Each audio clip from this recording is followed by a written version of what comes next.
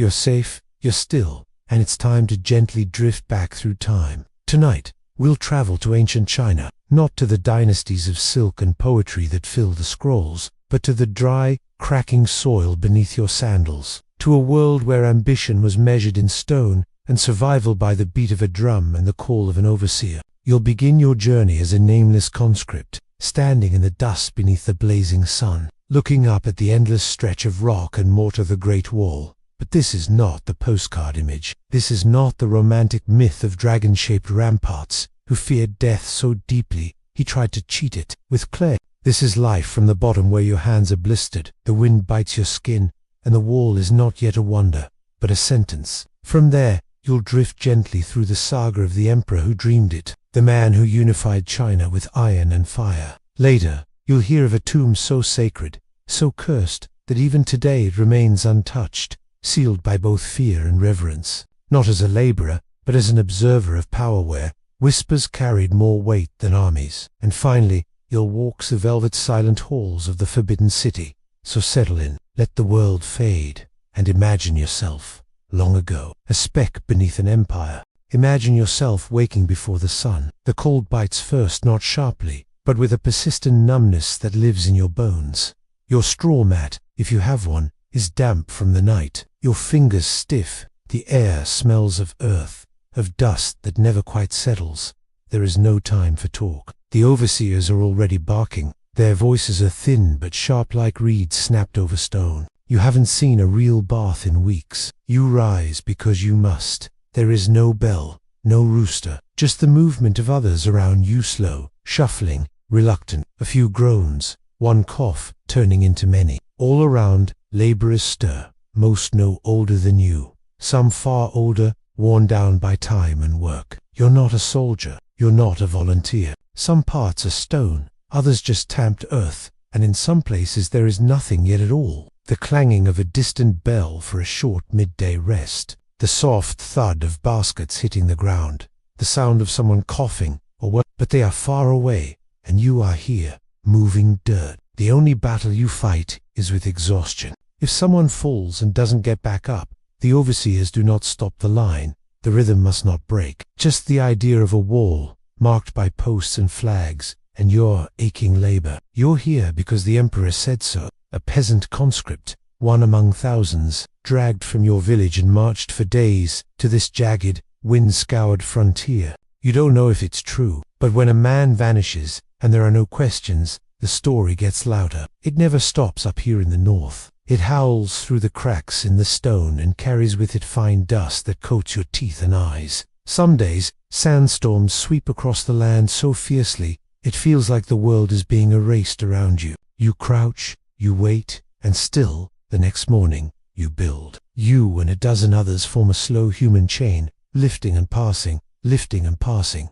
The soil is dry and heavy. Your hands blister, even through the rags you've tied around your palms. Breakfast is little more than a cold, hard millet cake and water. The wall curves across the hills, casting long shadows, and you think, perhaps this will last. Perhaps your suffering will outlive you. Perhaps this wall, this cruel monument, will become legend. Fires are lit for warmth, and you sit, shoulder to shoulder with strangers who are now something more. No one speaks much, just the occasional hum of a lullaby, not for joy, but for rhythm, for something to hold on to. You shuffle into line, the rice fields, your mother's hands, a brother's laugh, things you did not cherish until they became memory. Here, memory is your only softness, feet numb in worn sandals or bare to the frostbitten ground. The sun is rising now, and already it is harsh, not warm, just bright. It washes the land in a dry,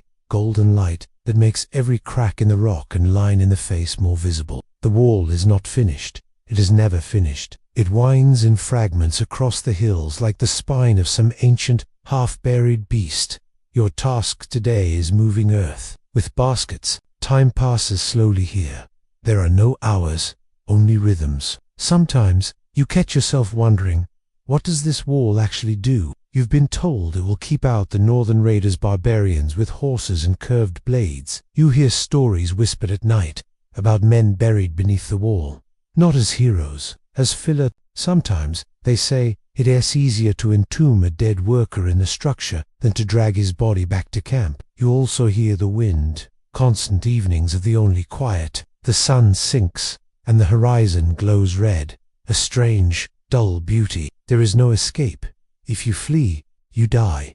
If you refuse to work, you die. You think of your village. There are moments rare and fleeting when you pause, just long enough to look out over the land. But even that thought fades quickly, because tomorrow you must lift more stones.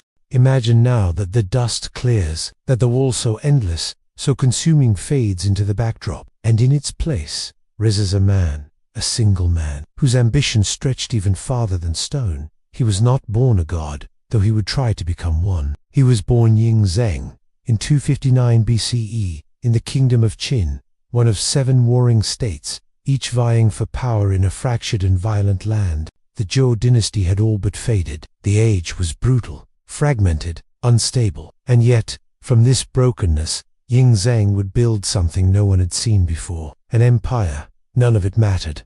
What mattered was power, and by age 13, he was king in name. The regents ruled in his stead. But as he grew older, and the boy became a man, he began to remove them, one by one. As a child, he was surrounded by whispers. Some said he was illegitimate. Others claimed omens accompanied his birth. With cold precision, with unyielding focus, he took control of the Qin court, and then he looked outward. At the time, the land that we now call China was carved into rival kingdoms. Siachu Zhao, Han, Wei, Yan, and Qi. Each had its own customs, dialects, currencies, even laws. And for centuries, they had fought, formed alliances, broken them, and fought again. They used iron weapons, coordinated formations, and brutal speed. He rewarded loyalty and punished hesitation. When cities surrendered, they were absorbed. When they resisted, they were burned. But Ying Zheng saw not 7 lands. He saw one, and he saw himself atop it. Between 230 and 221 BCE, he conquered them all. He standardized weights and measures. He unified the written script across all regions. He imposed a single currency. He even dictated the length of cart axles, so that ruts in the road would fit all wagons. It was a society of uniformity designed to erase regional difference and encourage obedience. His armies were ruthless, organized, and efficient. And when the final state key fell, Ying Zheng declared a new title, Shi Huang, often permanently. The first emperor, not king, not warlord, emperor, a word that suggested eternity. He had ended the warring states period, and in doing so, birthed the Qin dynasty. Now, imagine yourself walking through the new imperial capital of Shanyang. Strict symmetry, consulted mystics, alchemists, and strange men who promised eternal life. His court grew hushed, full of secrets and deception. No one dared question him. Few dared speak at all. Bronze statues, law codes carved into stone. Everything speaks of order, of control. Shi Huangdi moved quickly, but with that unity came fear. Books were burned. Ideas deemed dangerous were erased. Confucian scholars, those who questioned authority, were. The emperor, despite his towering achievements, lived in dread. Not of other kings they were gone, but of death itself. The records suggest it was sudden and severe. He died far from the capital, far from his tomb. He became obsessed with immortality, sent envoys to the seas to find a They transported his body back in silence, disguising the decay with carts of salted fish. The empire he had forged in iron was not as solid as it seemed, and all the while he built not just walls, but tombs. A vast necropolis, deep underground, where thousands of clay soldiers would guard him in the afterlife. He feared that death would rob him of his rule, so he sought to rule beyond death. In 210 BCE, on a journey through eastern China still, seeking the mythical elixir, he fell ill, but his death was not announced immediately. His closest advisors, afraid of instability, kept it secret. After his death, chaos returned. The Qin dynasty collapsed within 4 years, a mere blink in history, but Shi Huangdi's shadow remained. The wall he began would be rebuilt many times. The language he unified would become the foundation of Chinese identity, and his tomb, still sealed, still watching, remains a mystery. Even in death, the first emperor refused to be forgotten, and so, as the wind howls gently across the northern frontier, and the dust settles along ancient stone. You remember not just the hands that built the wall, but the man who ordered it. Now imagine yourself standing in the quiet fields near the ancient city of Xi'an. The air is still, the horizon flat and pale. Before you is a low, grass-covered hill almost unremarkable to the unknowing eye. Farmers walk by it. Birds perch on the scrubby trees that its surface. From a distance, it looks like just another mound of earth, but beneath this hill lies something extraordinary. A tomb, vast, undisturbed, the final resting place of China's first Emperor Qin Shi Huang, and despite being one of the most significant archaeological sites in the world, the central chamber of this tomb has never been opened, not by looters, not by historians, not even by the modern Chinese government. It remains sealed, for reasons both scientific and deeply human. Let us drift back to how this mystery first came to light. It was 1974. A group of farmers were digging a well in a dry patch of land just outside Xi'an. The ground was hard, the sun high. One man struck something, a fragment hard, curved, unfamiliar. At first, they thought it was pottery, then bone, then more fragments, surfaced hands, faces, weapons, all made of baked earth. What they had found was the first glimpse of what would become known as the terracotta army. Thousands of life-size soldiers buried in military formation, each one unique, each facing east, toward the lands the emperor had once conquered. Their purpose, to guard Qin Shi Huang in the afterlife. Painted details still clinging to the clay after 2,000 years. As more was uncovered, the scale became staggering. Infantrymen, archers, generals, chariots, even acrobats and officials. Sculpted armor, real bronze weapons. It was as though the very ground exhaled poison, a whisper from the ancient past. Stay away. And yet this was just the perimeter. Miniature rivers of flowing mercury, a ceiling inlaid with constellations, mechanical traps designed to kill intruders, but doing so could destroy what lies within. The colors on the terracotta warriors outside the mound faded within hours of exposure to air. What might happen to delicate silks, wooden structures, or scrolls within the central chamber, and a sarcophagus said to hold the emperor's remains at the very center, beneath the mound. Not even the fiercest dynasties or the most desperate warlords attempted to breach the mound. It is as though an unspoken pact remains in place, a silent agreement between the living and the dead. The tomb itself,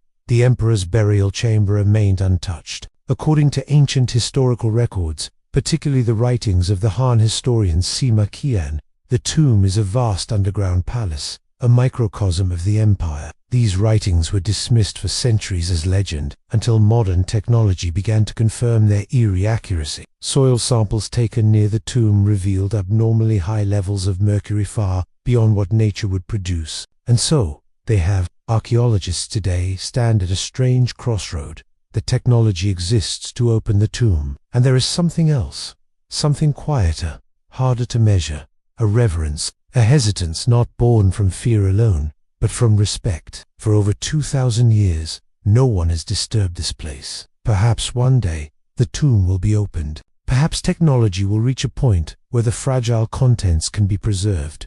But until then, it waits. And you can imagine the quiet darkness beneath the earth, the flickering echo of oil lamps reflected in mercury rivers, the painted faces of servants and soldiers frozen in eternal duty, the emperor surrounded by his vision of eternity. Above, the wind stirs the grass, a bird calls out, and the mound sits silent, as it always has. It is not just a tomb, it is a time capsule, a sealed sentence from an ancient hand. And so, the story rests buried, but not forgotten. Now, the dust of the frontier has settled, the clang of stone on stone has quieted, and you find yourself drifting into another place, still ancient, still ruled by but far from the harsh winds and labor camps of the wall. You are now within the heart of the Ming and Qing dynasties, within the capital, within walls that once no commoner could pass. You are in the Forbidden City, not a city in the usual sense, but a palace, a fortress, a ceremonial world unto itself. 9,000 rooms, tall red walls, golden roof tiles that glitter like still fire beneath the morning sun. Imagine yourself there, at dawn. The air is still cool, scented faintly with cedar wood and dried chrysanthemum. Servants had been awake since long before you. They sweep the stone courtyards in silence, their straw brooms gliding gently over polished flagstones. The sun begins to rise, casting long shadows behind the towering gates. Everything is planned. Everything follows protocol. Your pace must be slow, your gaze downward, but your senses are alert. The emperor, whom few see directly, has already been bathed and dressed by a cadre of attendants. Above you, ornate wooden beams stretch overhead, painted in deep greens and reds, with golden dragons curled protectively around clouds. A thin breeze brushes your cheek. They wait in silence for the emperor, who will sit elevated, motionless behind a veil of protocol. He may write calligraphy, or oversee a poetry recital, or receive gifts from distant provinces, jade carvings from the west, ivory from the south, silks from beyond the sea. Words are spoken slowly, each carefully chosen. Petitions are read, judgments made. The business of empire is quiet, formal, and relentless. His robes, layer upon layer of embroidered silk, are chosen according to the day's rituals and astrological meanings. Even the direction he faces as he takes his tea is determined by custom, by calendars, by the unseen rhythms of the court. He is, to many, not merely a ruler, but the son of heaven. Each dish has a symbolic meaning, each bite a message. They serve as the lifeblood of the palace's inner order, keepers of secrets, administrators of routine.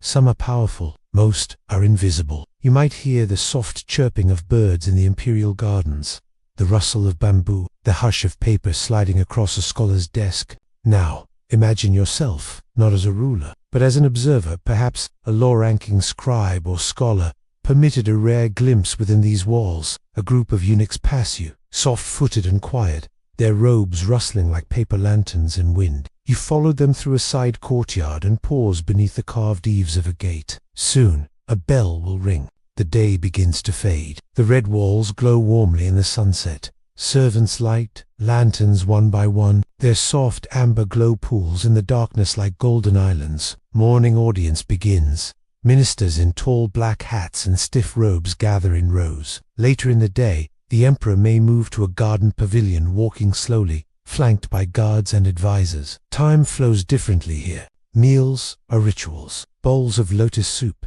sticky rice, duck in plum sauce, not served hot and fast, but carefully arranged, tasted by testers, and delivered on lacquered trays. In the afternoons, the Forbidden City feels quieter, almost suspended in stillness. But not everything here is peace. Beneath the surface lies competition. The emperor sleeps in one of many chambers, its exact location unknown, even to many who serve him. The scent of sandalwood drifts through the halls. Somewhere, a musician plucks a single string, then lets the silence settle in after it. Concubines vying for favor, courtiers whispering names. A single misplaced word can end a career, or worse, but none of that shows on the surface. Not here, not now. You continue your silent walk past incense burners, bronze urns, and the occasional flicker of candlelight behind a screen. At night, the Forbidden City is hushed. Guards patrol slowly. It is an empire not of swords, but of steps, not of noise, but of layers, power, in stillness. And as you close your eyes, you understand why they called it the Forbidden City. Because to enter was to vanish, to belong to a world within a world, a place of ritual, reverence, and quiet surveillance, where every sound was soft, and every moment mattered. And now, you return, from the wind-blasted stones of the frontier, to the unbroken silence beneath an emperor's tomb. From the weight of baskets on blistered shoulders, to the soft hush of lacquered halls and porcelain teacups. You have walked through centuries tonight. You have stood among laborers with cracked hands and aching backs, their names lost to time but their suffering etched into every mile of stone. You followed the ambitions of a man who believed he could conquer even death, only to be swallowed by it. You stood at the edge of a mystery buried beneath a hill that no one dares disturb, and glimpsed the reverent fear it still inspires. And you've wandered the cloistered world of emperors, where silence spoke louder than shouts, and even the wind bowed to ritual. History is often loud and our memories filled with battles, speeches, and fire, but most of it is quiet. It is the slow lifting of stones, the creak of silk robes in an empty hall, the sound of breath in a sealed chamber,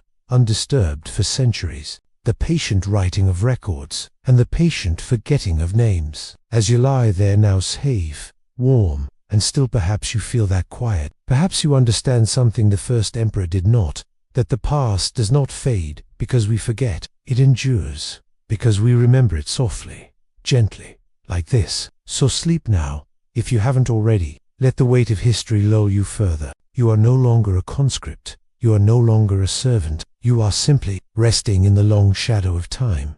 Good night.